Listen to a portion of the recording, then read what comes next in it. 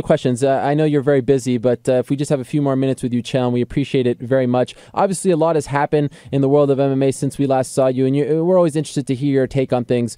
Jon Jones won the UFC light heavyweight title at UFC 128 just a few weeks ago. He took down a mugger just a few hours before the event, and I'm wondering, I want to hear your take on Jon Jones, if you have one. What did you think of his performance and just him as this rising star in the world of MMA?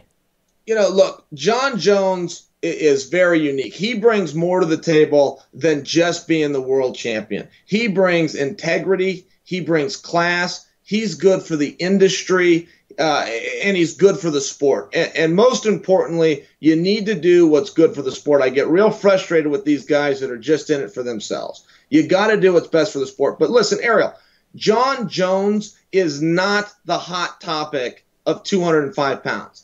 The hot topic that everybody should be talking about is the fact that he's been the champion for 3 weeks and not one coward at 205 has challenged him.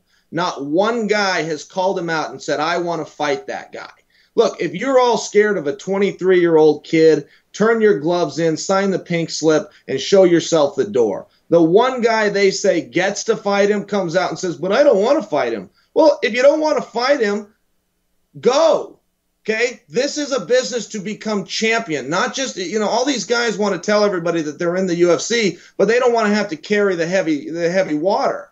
Okay, look, challenge Jon Jones if you're at 205, but then what do you expect from a weight class that allowed a karate guy to be champion? Right. I know you do fight at 185, but if the UFC did offer you that fight, would you take it? I will fight any man God ever made, period. And I don't buy into this teammate and friend and all of this stuff. Look, you got these guys out there that want to show the world they're the best fighter in the whole world, but they're not willing to prove that they're the best guy in the practice room.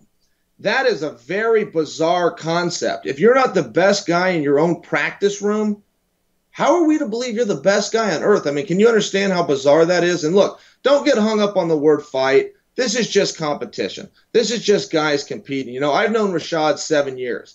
I can name for you off the top of my head 4 different teammates and personal friends that he competed against. He was a Michigan State Spartan. I can name 4 friends that he went toe-to-toe with for a varsity position, for scholarship money, for a chance to go to the Big Tens, which qualifies you for nationals, which is what it's all about. For some reason, all of a sudden, you can't fight with a guy. What's the difference? It's just competition. If you're the toughest guy in the world, you should be the toughest guy in your practice room.